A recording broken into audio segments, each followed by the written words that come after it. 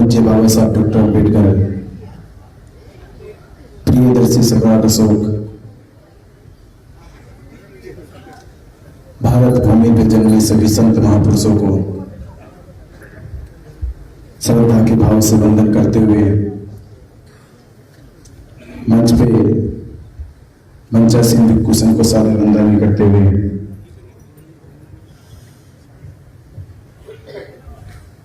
और आप सभी धर्मोपासक उपासिकाएं, आपको साधुवाद, धन्यवाद, जय हिंद, नमो बुद्धाय करते हुए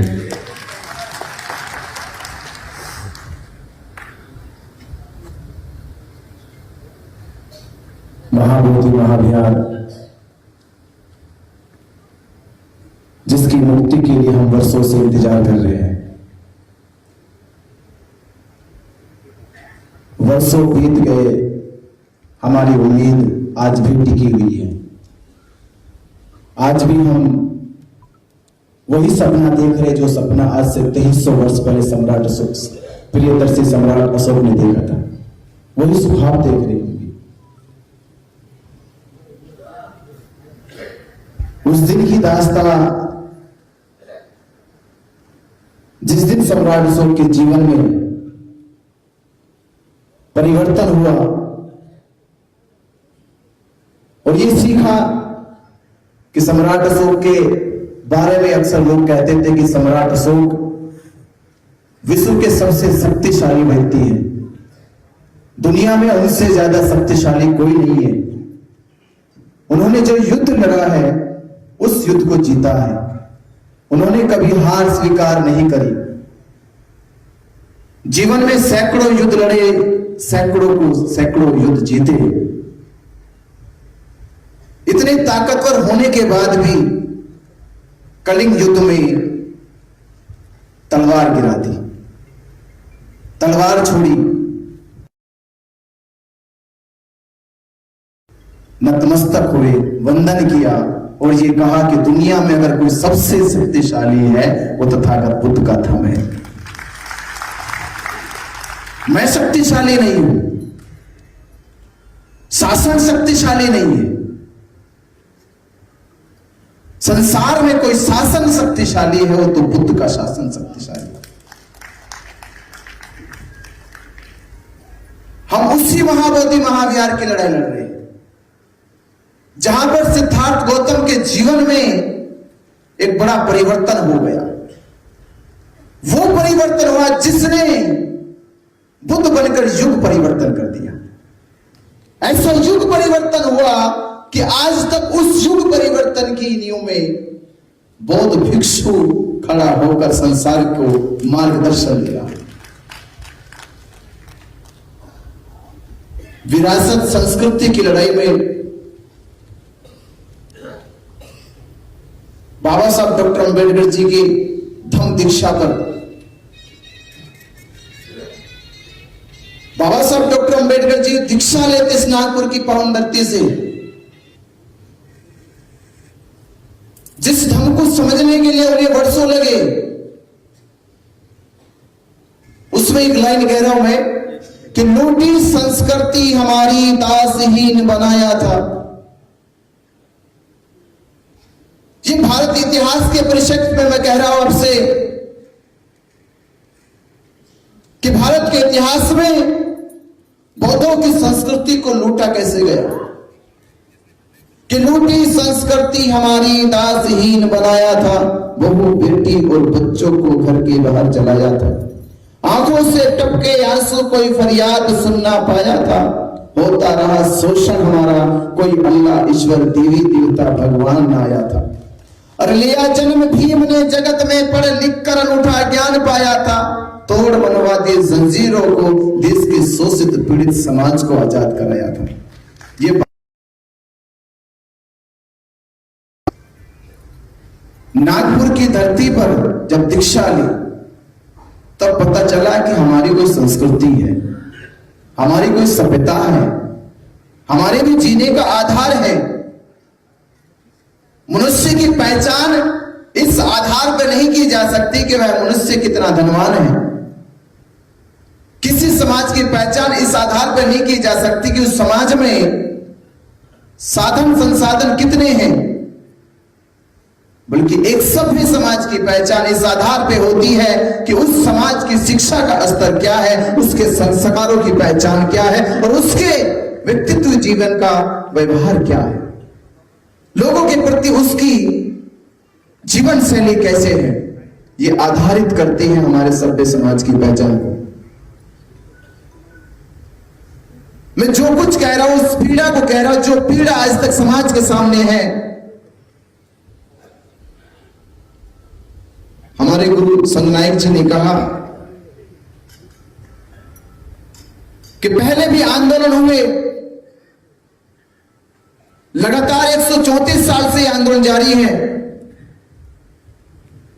और 134 साल में अगर आप इसके और इतिहास को देखोगे तो 1600 ईस्वी से ये चर्चा में आना शुरू हुआ था। इस आंदोलन को समझाने के लिए क्यों 134 साल तक हम संघर्ष कर रहे हैं, तो एक छोटी सी कहानी है। उत्तराखंड में एक हंस और हंसनी रहते थे। एक दिन हंसनी हंस से कहने लगी कि जीवन बीत गया, उत्तराखंड में ही साल गुजर जाता है,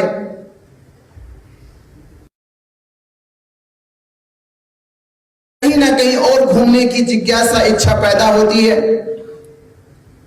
इस मई के महीने में उत्तराखंड से कहीं और बाहर चलते हैं। तो हंस ने हंसनी की बात को स्वीकार किया और मई के महीने में हंस हंसनी को लेकर राजस्थान चले गए।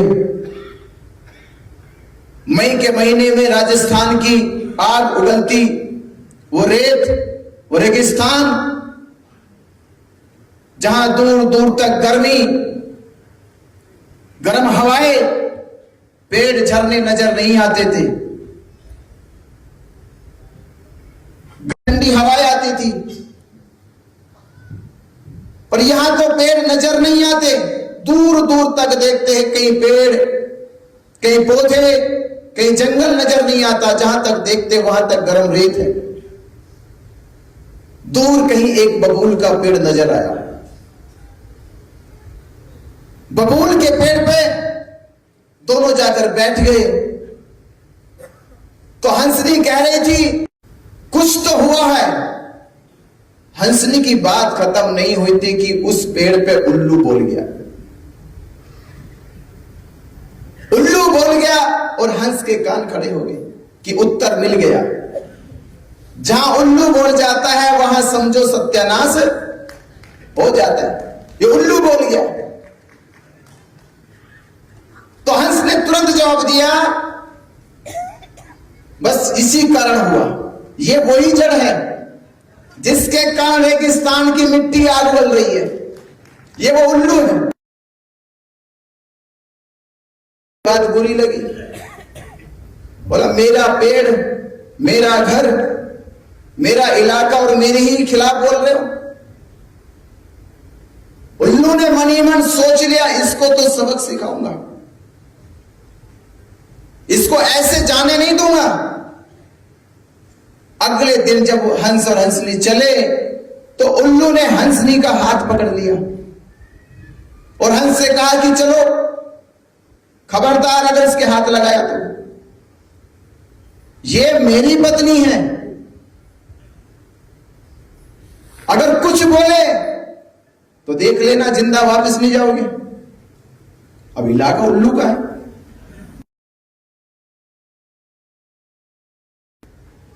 हंस घबरा गया। उल्लू वैसे, वो तो बिना बोले बिना कुछ कई लोगों में दहशत पैदा कर देता है। अगर कुछ कह दिया तो फिर तो गई जिंदगी, किसी काम की नहीं बचेगी। हंस दुखी मन से चल तो पड़ा, पर सोचने लगा कोई तो हल निकालूंगा, किसी से तो शिकायत करूंगा मैं इसकी। तो गांव में ही बस्ती थी। सोचने लगा इस बस्ती में जाऊंगा तो कोई सरपंच, कोई मुखिया, प्रमुख मेरी बात सुनेगा, फरियाद सुनेगा, मेरे दुख को, पीड़ा को कुछ ना कुछ समाधान तो देगा। इस इतनी बड़ी दुनिया में कोई तो न्याय करेगा। उस बस्ती का सरपंच था गधा। सरपंच कौन था? उस बस्ती का सरपंच था गधा। गधा के सामने जाके अपनी बात रखी और गधे की सलाहकार थी लोमड़ी। गधे की सलाहकार थी लोमड़ी। गधों को लोमड़ी से अच्छी सलाह कोई और दे भी नहीं सकता, और गधा और किसी की मानेगा भी नहीं। अगर किसी की मान सकता तो लोमड़ी की बस। हंस सही है, दोनों का मेल खाता है, रंग रूप एक है, बोलचाल एक है, चाल ढाल एक है। गधा मनी मन सोचने लगा हंस की बात सही है। उल्लू ने कोई दलील नहीं दी। उल्लू ने कहा सारी दलीलें हंस की भले सही हो, पर पत्नी तो मेरी है, मुझे कोई सबूत नहीं देना। तो गधा फैसला सुनाई रहा था। तुमने आज तक कोई फैसला किया? सलाह तो मैं देती हूं, मेरी बगैर सलाह के फैसला नहीं हो सकता। गधे का तो बिल्कुल सलाह दीजिए, मैं तो इंतजार कर रहा हूं कि आप सलाह दें और मैं फैसला सुनाऊं। तो लोमड़ी कहती है उल्लू पड़ोसी है हमारा।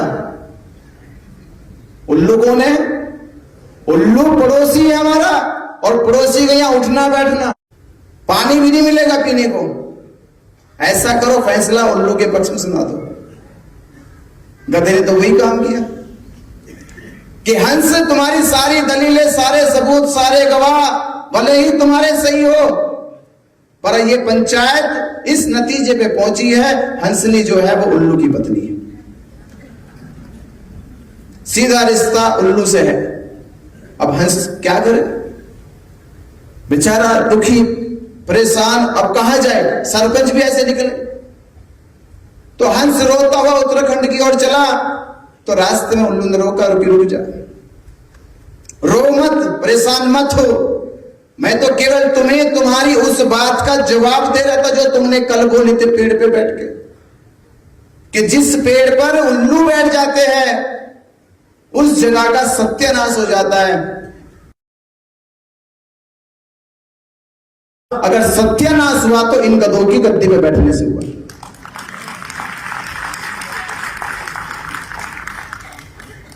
ये जो समाज के नेतृत्व की लड़ाई है,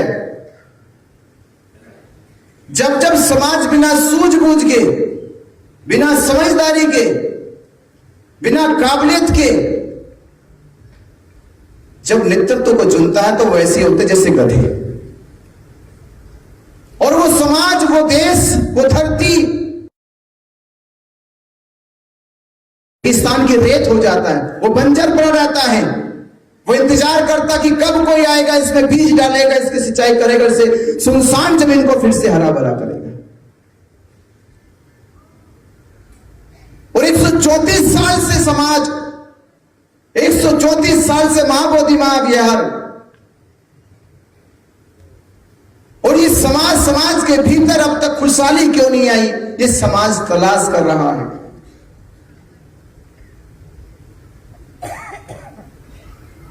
महाबोधि महाविहार क्यों मुक्ति की लड़ाई लड़ रहे हैं हम लोग?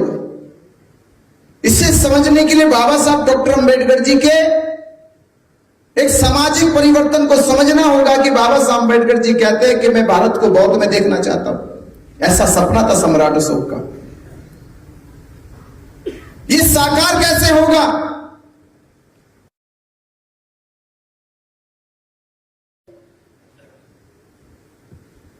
धर्म स्थलों को स्थापित करना होगा। धर्म स्थल हमारे पास नहीं है, दुनिया भर के मुसलमानों के पास उनका धार्मिक स्थल मक्का मदीना है। इसलिए दुनिया भर में इस्लाम धर्म का प्रचार प्रसार तेज गति से होता है, कोई रुकावट नहीं, कोई बाधा नहीं। ईसाई धर्म दुनिया में इसलिए गति से गतिमान हो गया, ईसाइयों के पास यरूशलेम वेटिकन सिटी का चर्च है, उनके नीति निर्देशन पे उसमें काम किया जाता है, गैर ईसाइयों की सलाह नहीं ली जाती। हिंदुओं की संस्थाओं में हिंदू पुजारी है, उनके आचार्य है, पर इस दुनिया में इकलौते बुद्धिस्ट हो गए, ये बौद्ध समाज है। और भारत में, जहां भारत की पहचान बुद्ध से, मैं अक्सर कहा करता हूं कि भारत में भारत के दो वीर बुद्ध और महावीर भारत की एक अलौकिक पहचान है, एक अद्भुत पहचान है। ये अलौकिक और अद्भुत पहचान को बाबा साहब डॉक्टर अम्बेडकर जी अपने सामाजिक परिवर्तन में कह रहे हैं कि मैं भारत को बौद्ध में देखना चाहता हूं। तो बौद्ध धर्म की जड़ कहां है? महाबोधि महाविहार में। महाबोधि महाविहार में बौद्ध धर्म की जड़ें हैं और जड़ों में लग गई है दीमक। क्या लगे जड़ों में? और जिस पेड़ की जड़ों में दीमक लग जाए वो पेड़ हरा भरा नहीं होता, वो फल अच्छे नहीं दे सकता। एक सामाजिक परिवर्तन की लड़ाई में तो वर्षों पहले महाबोधि महाविहार की इस विराट विरासत में कुछ दीमक लग गई, और जब तक दीमक बाहर नहीं निकाली जाएगी तब तक भारत में बाबा साहब डॉक्टर अम्बेडकर जी का जो सपना है भारत बौद्ध में बनने का, वो हमें नजर नहीं आएगा, वो पूरा नहीं होगा। महाबोधि महाविहार मुक्त हो जाता या बौद्धों के हाथ में होता तो आज आप सब बुद्धिस्ट जानते हैं, पूजनीय भिक्षु संघ भी जानता है कि महाबोधि महाविहार वो भारत क्या महाविहार नहीं है, बल्कि एशिया और दुनिया के 56 से ज्यादा बुद्धिस्ट देशों का धार्मिक स्थल है, 56 से ज्यादा देशों का। और आप सोचिए, जहां भारत में राम मंदिर, शिरडी साईं मंदिर और तिरुपति बालाजी मंदिर की बात होती हो, और वहां पर जब दान की बात आए तो दान अरबों खरबों में जाता हो, और वो अरबों खरबों से हिंदू धर्म का प्रचार भारत और भारत के बाहर जाकर कर सकते हैं, तो आप सोचिए, थोड़ा दिमाग लगाइए कि भारत के हिंदू केवल अपने जब भारत के मंदिरों में दान देते हैं तो अरबों खरबों में जाता है, तो सोचिए महाबोधि महाविहार भारत के केवल बुद्धिस्टों का नहीं है, दुनिया भर के 56 देशों के बुद्धिस्टों का है। जब उसमें दान आता होगा तो उसकी संख्या कितनी बड़ी होती होगी, कितनी बड़ी संख्या होती होगी। उतनी बड़ी संख्या होने के बावजूद भी आज तक महाबोधि महाविहार यानी बीटीएमसी ने बौद्ध भिक्षुओं के लिए प्रशिक्षण केंद्र नहीं बनाए। सबसे बड़ी हार होगी, बौद्ध भिक्षुओं के लिए शिक्षा के केंद्र नहीं बनाए। जब शिक्षा के केंद्र नहीं होंगे तो भिक्षुओं को ट्रेनिंग कहां से मिलेगी, भिक्षु को सिखाया कैसे जाएगा? शिक्षण संस्थान नहीं होंगे तो छोटे छोटे बच्चों को धर्म की शिक्षा कैसे सिखाई जाएगी?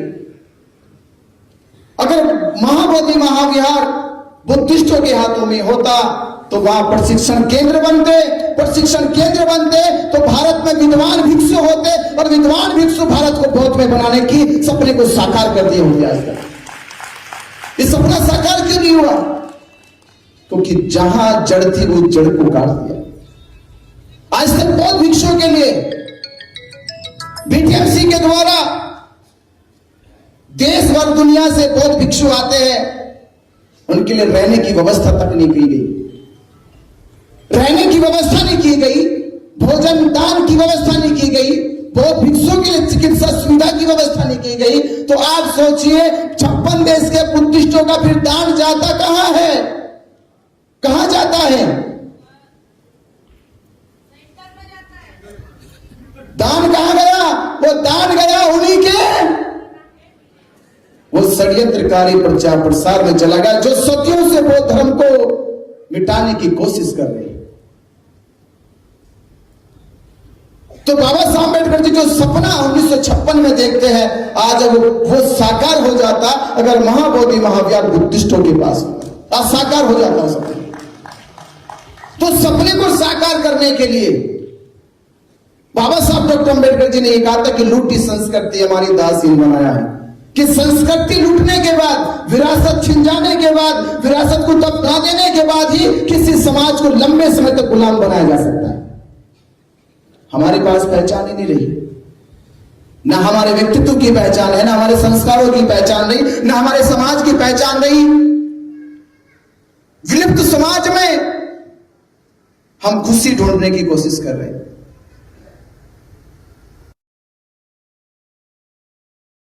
भी जाएगी, पर एक सभ्य समाज की जो खुशी होती है, जो जीवन का ढंग होता है, जो जीवन की शैलियां होती है, वो हम कभी प्राप्त नहीं कर सकते जब तक महाबोधि महाविहार मुक्त नहीं हो जाता।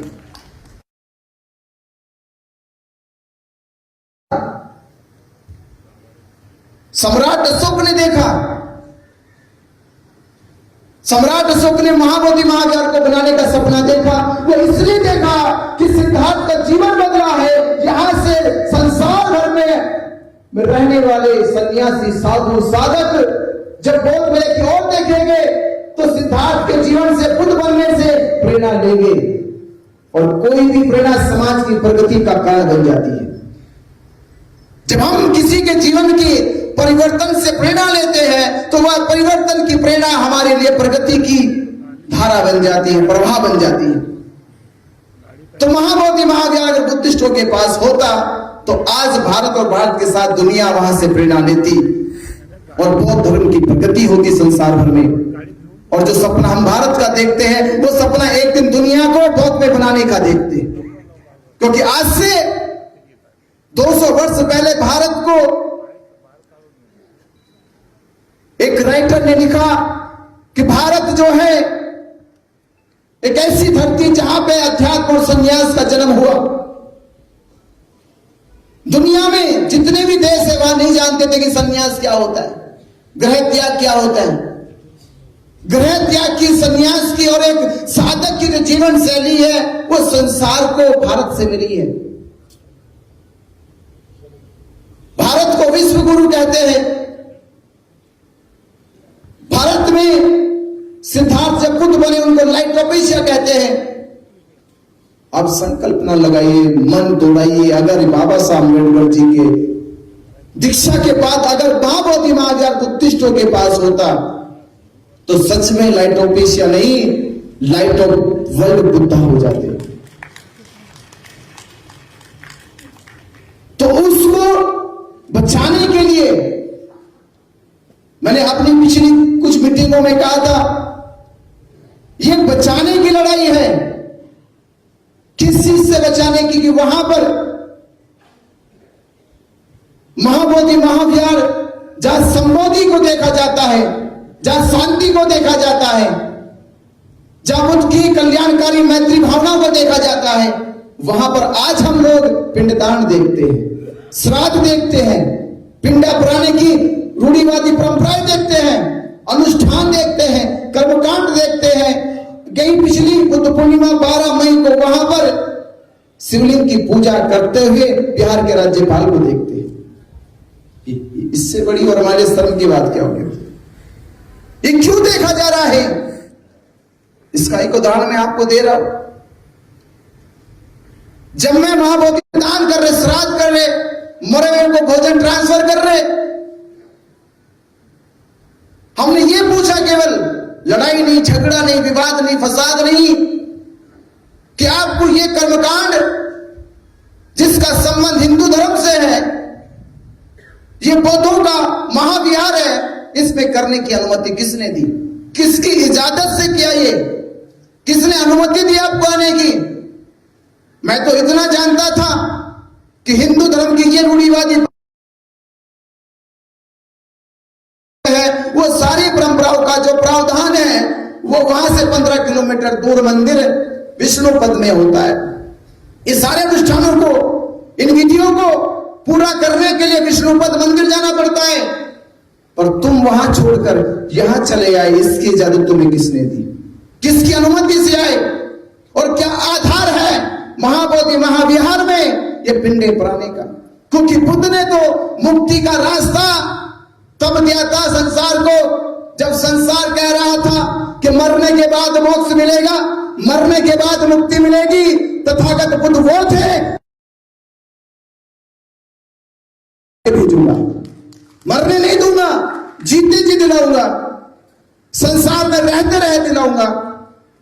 पर आज उसी जगह से उनको इजाजत किसने दी कि वो श्राद्ध कर सके? इतना सा सवाल पूछा और इतने से सवाल का असर इतना बड़ा हुआ, इतना बड़ा असर हुआ कि उन्होंने एकजुटता संगठन बनाना शुरू कर दिया, सरकार पे दबाव बनाना शुरू कर दिया। सरकार ने तीसरे दिन वहां पर सीसीटीवी कैमरे, मोबाइल जो हमारे कैमरे होते, वीडियोग्राफी कैमरे और मोबाइल फोन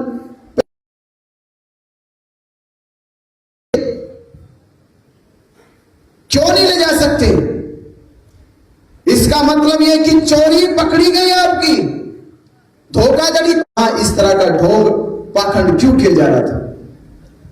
और मैं तो मनी मन सोच रहा था तब कि जब ये केवल मेरे पूछने से हुआ इतना, तो हम अगर ये 1949 से लगातार जाकर पूछते तो आप सोचिए इसका असर क्या होता।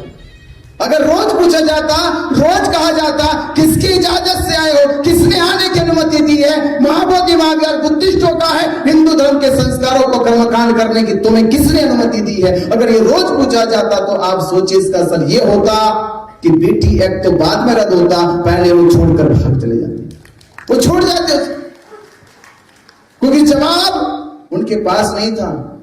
सवाल तो थे हमारे पास पर जवाब नहीं था। तो हमारे भीतर चेतना होनी चाहिए, सवाल तो करे, तलाश तो करे कुछ।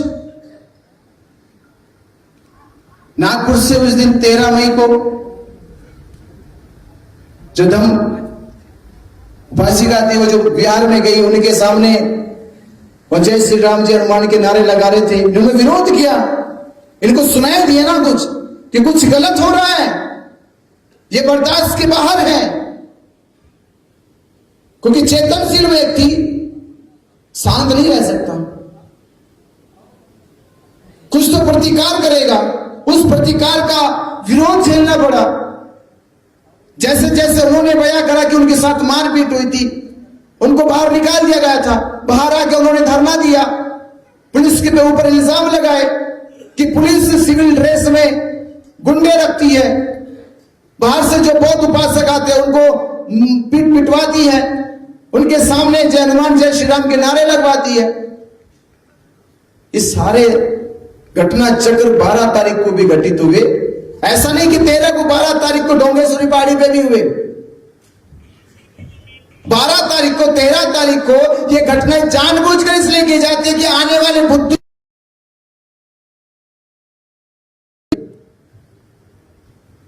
क्योंकि कभी ना सोचे कि महाबोधि महाविहार मुक्त हो जाए। उस दिन, उस रात को, उस शाम को केवल उस दहशतगर्दी से समाज बाहर निकले और सिविल ड्रेस में रहने वाले उन गुंडों को जवाब मिले। और ये जवाब दिया गया है, और ये जवाब समाज दे रहा था जब ये कहा गया था कि 12 तारीख को 12 लाख लोग बौद्ध इकट्ठा हो गए, एकजुट हो गए, और पूरे देश में प्रचार प्रसार होने लगा कि इस बार तो भारत से लाखों बुद्धिस्ट बोध गया पहुंचेंगे, महाबोधि महाविहार मुक्त होगा।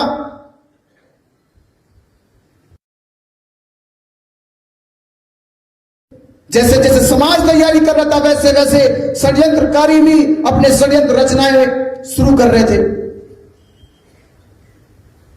मैं कह रहा था आपसे कि नेतृत्व करने वाले के पास समझ होनी चाहिए, सूझ होनी चाहिए, बूझ होनी चाहिए।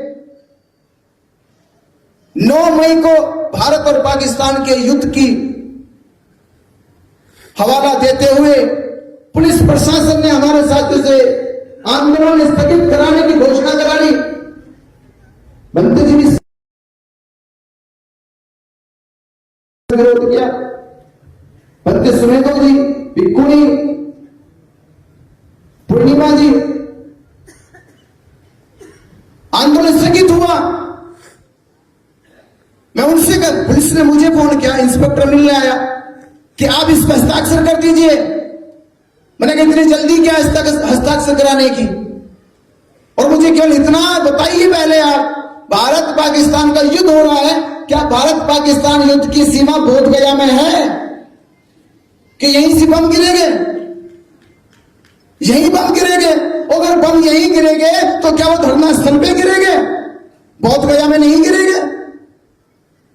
अगर बोध गया में भी गिरेंगे तो आपने काल चक्र मैदान में 12 मई बुद्ध पूर्णिमा जयंती की, अगर आपको यहां स्थगित करने थे प्रोग्राम, तो धरना स्थल का क्यों करा, काल चक्र मैदान का क्यों नहीं किया? क्यों नहीं किया? तो जब ये सवाल मेरे भीतर था तो मेरे उन साथियों के भीतर सवाल पैदा क्यों नहीं हुआ? धरना स्थल की और काल चक्र मैदान की दूरी ज्यादा नहीं है। जब भारत पाकिस्तान की सीमा का असर बोध गया में हो सकता है, तो धरना स्थल का असर काल चक्र मैदान तक नहीं होता। पर हमारे साथी तो सिग्नेचर कर दिया कि स्थगित कर दो। पुलिस वाले से मैंने कहा कि देखो आज 9 तारीख है, कल 10 है, परसों 11 है, फिर 12 है, और 12 को मेरा समाज आने वाला है। ये फैसला मैं नहीं लूंगा, क्योंकि ये आंदोलन मेरा नहीं है। ये आंदोलन खड़ा क्या समाज करेगा या नहीं करेगा, इसके लिए मैं कोई फैसला ले सकता। वो अपना जो कागज लेकर आया था वापस चला गया, और शाम के समय फिर पुलिस स्टेशन में बुलाया। बनते ने तो वीडियो बनाई, इन्होंने बोला भी, बनते सुमेधो ने बोला, बनते पूर्णिमा ने बोला, वो वीडियो देखा, तब हमारा जो मस्त संतुलन था वो थोड़ा गर्म हुआ। हम धरना स्थल पहुंचे, पुलिस फोर्स भी थी, यहां पत्रकार बंधु है, समता जी, अंतानी जी है, अंतानी भी थे उस समय वहां पे, ये सब मौजूद थे। मैं आपसे ही बात इसलिए कह रहा हूं कि हमने उस समय पुलिस को कहा कि तुम्हें जो प्रस्ताव स्थगित करने का जिसने दिया सहमत नहीं है, जब तक समाज नहीं आ जाता। और रही बात धरना खत्म करने की, ये मेरी जैसे भाषा थी मैं वैसे बता रहा हूं, रही खत्म करने की, तो आप में ताकत है तो आप धरना स्थल की बल्ली उखाड़ के दिखाओ, ताकत उखाड़ के दिखाओ। इंस्पेक्टर फोर्स लेके खड़ा हुआ था, वो देख रहा था, बस वीडियो बना रहा था। ये सारे बातें, सारा विरोध पुलिस के साथ हुआ 9 तारीख को। पर आप मुझे बताओ, धरना रुका उस रात को जब पुलिस उखाड़ नहीं आई थी, पुलिस धरना हटा नहीं आई थी, धरना रुका 9 मई को। अब मेरे जो साथी थे, उन साथियों को धन्यवाद देने के बजाय मेरे खिलाफ उसी रात को एफआईआर लिखी गई। ये एफआईआर किसने लिखी? पुलिस ने नहीं लिखी, ये मेरे साथियों ने लिखी कि हमने उनकी जो मंशा थी, उन्होंने जो स्थगित करने की घोषणा कर दी, अब वो घोषणा उनकी रुक गई और मेरे खिलाफ एफआईआर लिखवा दी कि मैंने बिहार के बनते सुनीतपाल की मैंने उस पर हमला किया है, प्रज्ञाशील पे हमला किया। आप सोचिए, पुलिस वाले मौजूद,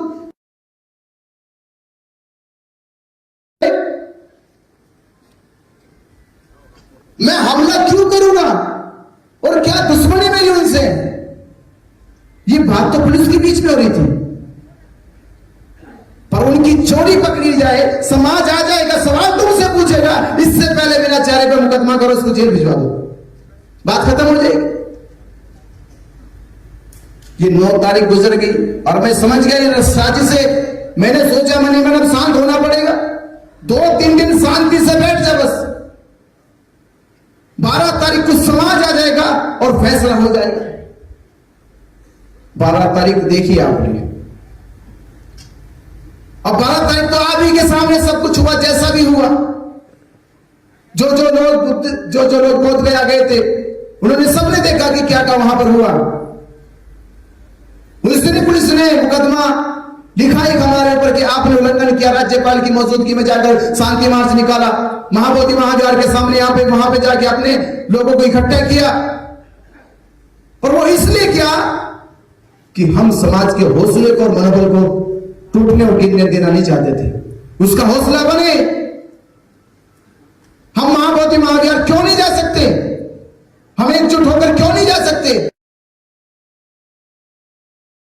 12 तारीख को डोंगेश्वरी पहाड़ी पे हिंसा हुई, मारपीट की, सर फोड़े गए, उसका विरोध भी किया गया। इंस्पेक्टर रास्ते में रोक लिया, मैं रुका, फिर बोले कि झगड़ा हो जाएगा, हिंसा बढ़ जाएगी। हमने 12 तारीख भी ऐसे कर दी, 13 तारीख घटना घटी। तो ये सारी जो प्लानिंग थी, मैं रात को गिरफ्तार हो गया, भारत पाकिस्तान का युद्ध भी सीज फायर हो गया। अब तो ये भी मौका नहीं था पुलिस वालों के पास ये कह सके कि भारत पाकिस्तान का युद्ध होगा, धरना खत्म कर दो। अब तो ये बात भी खत्म हो गई और मेरे ऊपर मुकदमा कर दिया, मैं जेल चला गया। 13 तारीख को जेल, 14 तारीख का दिन हुआ, 15 तारीख को जितने यहां लोग बैठे, मैं सबसे पूछ रहा हूं, किसी को मेरी जानकारी हो, 15 तारीख को 11:30 बजे डीएम कार्यालय पहुंचे हमारे वही साथी जिन्होंने स्थगित करने की घोषणा की थी। वो साथी 15 मई को 11:30 बजे डीएम कार्यालय पहुंचे और फिर से कोई हस्ताक्षर करके आए कि आंदोलन स्थगित हो जाएगा। क्या ये बात आपको बताई गई थी 15 तारीख को? ये बात मालूम हुई आपको किसी वीडियो के द्वारा? कोई सूचना प्राप्त हुई? जब सूचना प्राप्त नहीं हुई, आपको जानकारी प्राप्त नहीं हुई, आपको तो लगता होगा ये अचानक हो गया। पूछना तो साथी कि 15 मई को 11:30 बजे डीएम कार्यालय में क्या करने गए थे? वो चिट्ठी लिखाई गई और कहा गया कि आज रात के 12 बजे धरना खत्म कर दिया जाएगा। जब उन साथियों को यह मालूम हो गया कि पुलिस धरना खत्म करेगी, तो उन्होंने समाज को कि पुलिस ने हमसे दबाव बनाकर हमसे लिखवा लिया है, तो सूचना देने का काम भी तो था। जब सहयोग मांगने की सूचना दी जा सकती है, दान मांगने की सूचना दी जा सकती है, तो धरना खत्म हो रहा है, इसकी सूचना क्यों नहीं दी गई? ये सूचना दी जानी चाहिए थी। और उनकी नजरों में हवा ही था। तो मैं जब जेल चला गया, तुम्हारी मौजूदगी में धरना खत्म क्यों हो गया? ये सवाल कौन पूछेगा? मेरी मौजूदगी में भारत पाकिस्तान युद्ध हो रहा था, उसकी सुरक्षा के बाद भी मैंने धरना खत्म होने नहीं दिया। मेरी मौजूदगी का असर इतना था, मेरी मौजूदगी का असर इतना था। मेरे जाने के बाद तुम्हारी मौजूदगी का असर क्या था? क्यों खत्म हो गया? क्यों नहीं रोका गया? और जवाब ना बने, उन्हें सवालों के जवाब ना देना पड़े। जितने दिन मैं जेल में रहा, उतने दिन मेरे पे हमला करते रहे, हर रोज मेरे खिलाफ, और आज भी मेरे खिलाफ। कुछ तो नैतिकता होनी चाहिए। मैं तो हैरान था जब मैं बाहर निकल के आया तो टेलीफोन आने लगे। जितने फोन आ रहे थे उतने लोग रोते रोते बात कर रहे थे, फोन पे रोते रोते बात कर रहे थे कि आवाज सुनने के लिए इतने दिन लग गए, इतने दिन लग गए, इतने दिन लग गए। तो मैं सोच रहा, मेरे भिक्खु संघ यानी मेरे गुरु का भी जिन्होंने छीन दिया, उनका दिल भी पसीजा, उनको रहम नहीं आया, मेरे ऊपर दया नहीं आई बिल्कुल भी। और लगातार मेरे खिलाफ, मेरे ऊपर, मेरे चरित्र के ऊपर, मेरे मनोबल के ऊपर हमला करते रहे। और इसका जवाब मैंने नहीं, इसका जवाब आपने दिया। आज आपने इसका जवाब दिया है।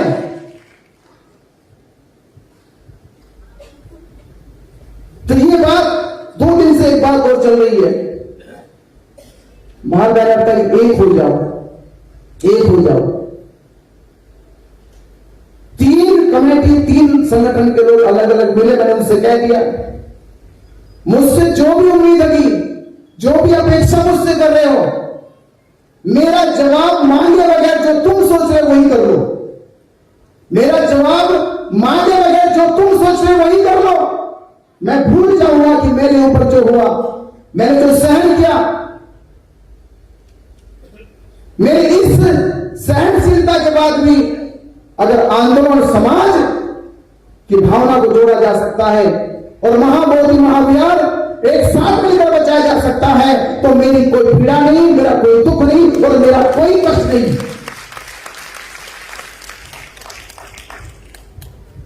पर मैंने कहा उस साथी से, मैंने प्रैक्टिकल किया, तुम प्रैक्टिकल करके तो देख लो, तुम करके तो देखो। अरे मैं ये प्रैक्टिकल कब से कर रहा हूं, ये अब से नहीं कर रहा, ये प्रैक्टिकल तब से हुआ जब पहली बार 17वें दिन आंदोलन हटाया गया था। मैं तब से प्रयास कर रहा था कि समाज को जोड़ के काम करो, समाज को यूनाइटेड करके काम करो, पर कोई असर नहीं हुआ, आज तक भी असर नहीं हो रहा। तुम्हारा एक करने की मैंने प्रैक्टिकल किया, तुम भी करके देख लो, करके तो देखो। तो मैं वही कह रहा हूं कि आंदोलन बड़ी सूझबूझ के साथ होता है, समझदारी के साथ होता है और साहस के साथ होता है, डर के साथ नहीं होता। जैसे कहानी में कहता हूं, एक कबीला था, उस कबीले के ऊपर एक बहुत ही क्रूर राजा बार बार हमला करता था, उसकी संपत्ति को, उसके धन को छीन के लेकर चला जाता था। उस कबीले के सारे लोग परेशान हो गए, कैसे जिए, जीना दुश्वार हो गया। जो किसान खेती से आती फसलें वो लूट ले जाता है, जो मेहनत करके धन इकट्ठा करते हो धन लूट ले जाता है, खाने को राशन नहीं, रहन सहन को कोई अच्छे घर नहीं, जीना जब दुश्वार हो गया उनका, एक दिन उन्होंने मीटिंग बुलाई और कहा कि भाई ऐसे घुट घुट के मरने से अच्छा है बहादुर की मौत मर जाते हैं, युद्ध करते हैं चलो। राजा ने अपने सैनिकों को कहा, गांव वालों का, कबीले वालों को कहा। तो जो क्रूर राजा था वो एक नदी के पार रहता था, तो कबीले के लोग चल पड़े, नाव में बैठे नदी पार कर दी। तो उनको शुरू में लगता था जो लुटेरे लोग गए वो 10-20 लुटेरे आते, 10-20 को तो हम मार के वापस आ जाएंगे, 10-20 लुटेरे हैं, 10-20 को तो मार के वापस आ जाएंगे। वो कबीले का राजा लेके चला गया। जब लेके चला गया तो जिन नाव से गए थे उसने उस नाव को बांधने के बजाय उन नाव को नदी में बहा दिया। जब नाव नदी में बहा गई तो उस समय कबीले के सैनिकों पर ज्यादा असर नहीं हुआ।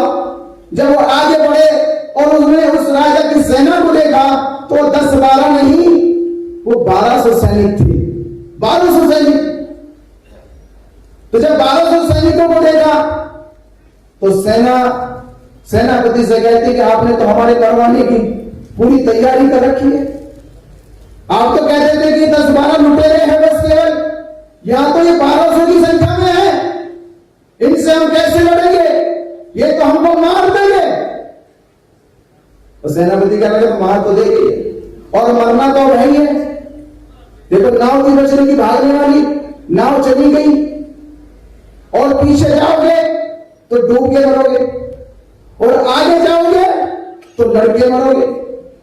अगर डूब के मरोगे तो समाज कहेगा कि कायरता की मौत मरे भागकर, और लड़के मर गए तो समाज कहेगा शहादत की मौत मरे। तो आंदोलनकारी साहस से होते हैं, वो घबराते नहीं, वो डर नहीं लगता उनको।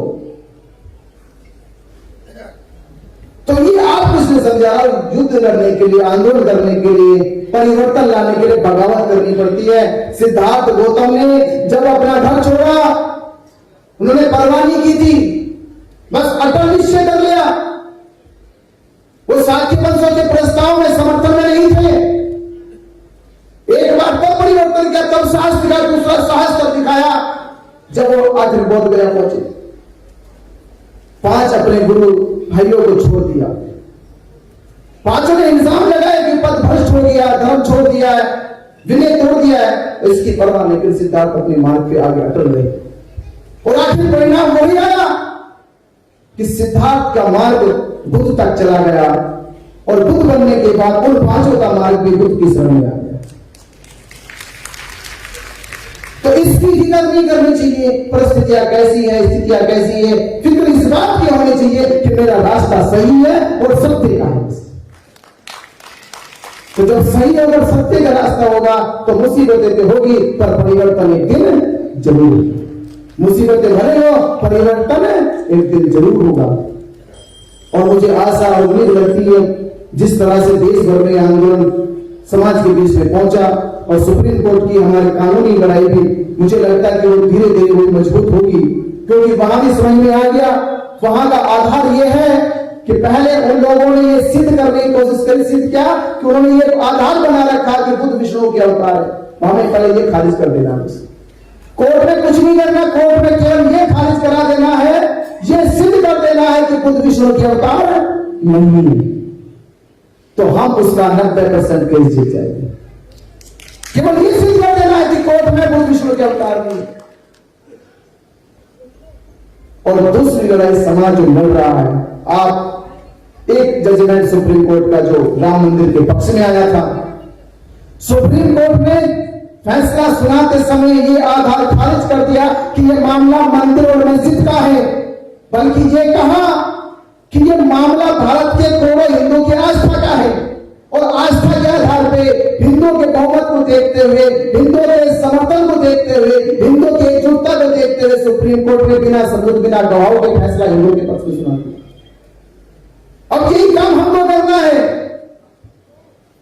कि भारत के बुद्धिस्ट बहुजन समाज और अम्बेडकरवादी लोगों को हमें जागरूक करना है कि बीटी एक्ट क्या है, महाबोधि महाविहार बौद्धों को क्यों मिलना चाहिए, 134 साल से महाबोधि महाविहार को मुक्ति के लिए जो आंदोलन चलाया जा रहा है वो आंदोलन अब तक सफल क्यों नहीं हुआ, भारत बौद्ध में कब बनेगा, ये सारी बातों को लेकर हमें समाज के बीच में जाकर समाज को जागरूक करना है। और जब समाज जागरूक हो जाएगा तो समाज को एकजुट करके हम सुप्रीम कोर्ट के सामने जाकर कहेंगे कि ये मामला अब बुद्ध विहार और सरकार के बीच का नहीं है, ये मामला भारत के करोड़ों बुद्धिस्टों की आस्था का है,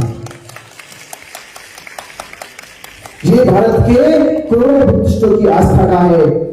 तो हमारी संख्या कौन सी करोड़ों से कम है? कम है क्या? हम भी तो करोड़ी है। तो जब करोड़ों बुद्धिस्टों की आस्था का हवाला आधार बनाया जाएगा तो फिर से सुप्रीम कोर्ट के उसी जजमेंट को दोहराया जाएगा। तो हमें लड़ाई नजदीक तक जा रही है, कानूनी तौर पर नजदीक तक है, सामाजिक तौर पर नजदीक तक है और सरकार पे भी दबाव बनाने की पूरी कोशिश की जा रही है। हलचल है तभी तो 25 लोगों की कमेटी बना दी गई, 25 लोगों की एडवाइजरी बोर्ड क्यों बनाया गया?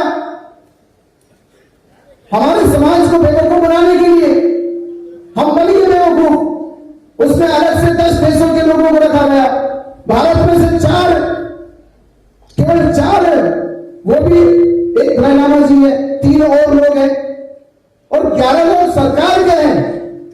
ऐसी कुल मिला के 25 लोगों की कमेटी बनाई गई, पर अम्बेडकरवादी बुद्धिस्टों को नहीं रखा गया। बाबा साहब डॉक्टर अम्बेडकर जी की संस्था भारतीय बौद्ध महासभा जो भारत के कोने कोने में है, बाबा साहब अम्बेडकर जी के समय से बौद्ध धर्म का प्रचार प्रसार कर रही है। अगर सरकार की मंशा सही होती, अगर वो निष्पक्ष फैसला देती, अगर ये कमेटी में किसी को रखना होता तो कम से कम भारतीय बौद्ध महासभा के कुछ सफल अधिकारियों को रखते।